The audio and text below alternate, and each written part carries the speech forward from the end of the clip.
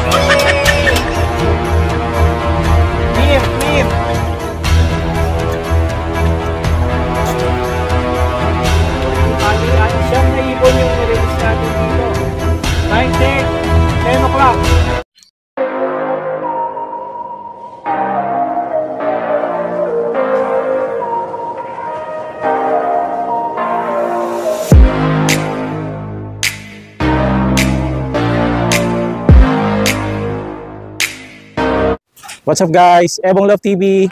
Panibagong vlog na naman.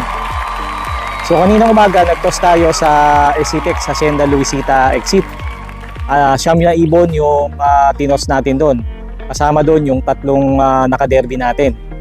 Si Cappuccino, si Rob at saka si Caldrogo. Ito nga si Opal hindi na nakauwi. So sayang, siya pa naman yung kumbaga lagi nating napipicture sa vlog. Pero this time hindi nakauwi si Opal. So baka na maalam na. So yung tatlong naka-derby natin plus yung 6 na YBs na nire-ready natin para sa susunod na derby sa isang club. So yung 6 na yun, yung young bird na blue bar, yung isang blue bar na mabalakat, si Bunso, tapos yung kapatid niya yung naka TGRC ring, yung black check at saka si Kaluluwa. So yun yung 6. So, yun nga, tinos natin kanina, mga around 10 o'clock tayo natapos mag-toss doon sa Hacienda Luisita Exit. At pag-uwi natin, unfortunately, 6 lang yung nakabalik. Ito nga si Kaluluwa, tanghali na nakauwi. So, 6 yung nakabalik, buo pa naman yung mga naka-derby natin, yung 3, nakauwi sila. Tapos, yung 3 nakauwi na young bird, si Kaluluwa, si Black Check at saka si TGRC.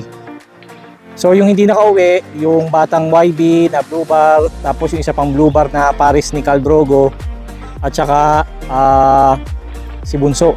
Ayun, yun yung mga bata. Pero yung Paris ni Caldrogo, ewan ko ba bakit hindi nakauwi. Sabay ko naman silang tinos. So hindi yata nakasabay kay Caldrogo. So di bali, ayos lang yun. Abangan natin, baka bukas makauwi o kaya ngayon habang nagpa-vlog tayo baka mamaya bigla dumating, di ba? So nakapahinga na yung mga wires natin, tapos yung ibang YBs natin, yun yung mga nasa labas. Sino ba yung nasa labas ngayon?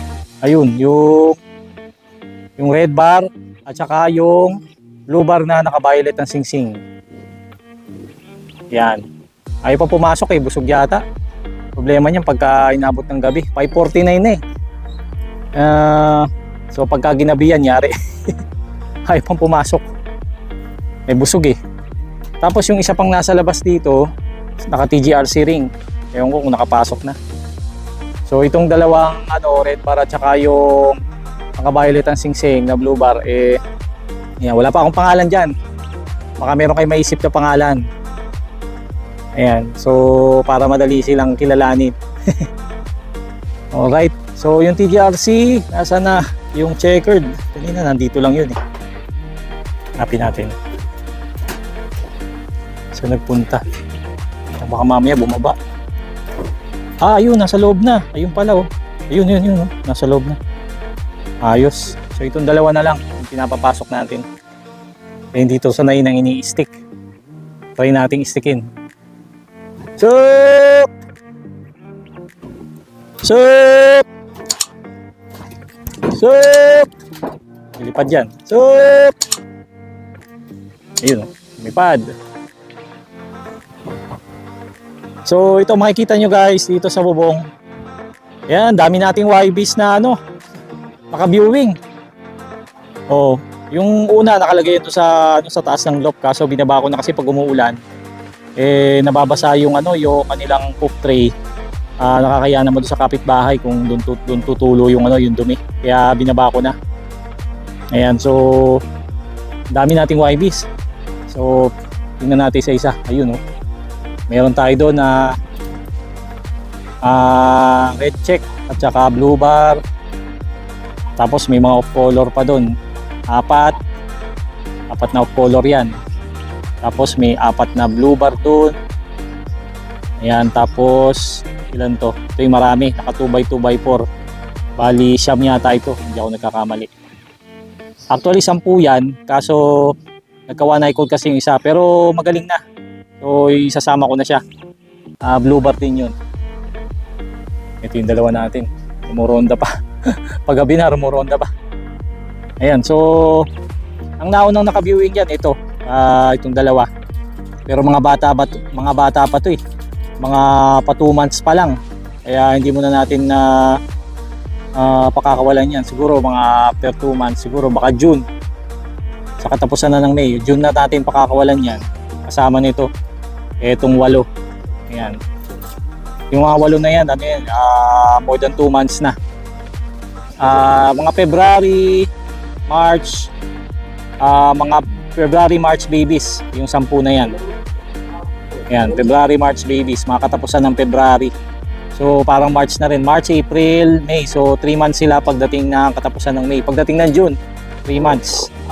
Yun, tsaka natin unti-unting ite-training kasi mga pang-winter natin yan. So bali ilan yan? Bali 20. So 19 plus yung isang nasa baba. Yun. So 20 na young birds for winter race. Ang ating next batch ng mga YBs na ilalaban. Alright, so yung nasa 2x2x4, ayan yung mga bata pa yan. Yan yung mga April babies. Yan, mga April and yan, April babies. So mga 1 month mahigit pa lang. Alright. So maganda naman yung viewing area natin kasi kitang-kita nila yung paligid. Ayan. Siguro susunod na training natin sa June, ipapasok na natin sa sa loft. Kaya kaso tatapusin ko muna yung yung karera ng TG.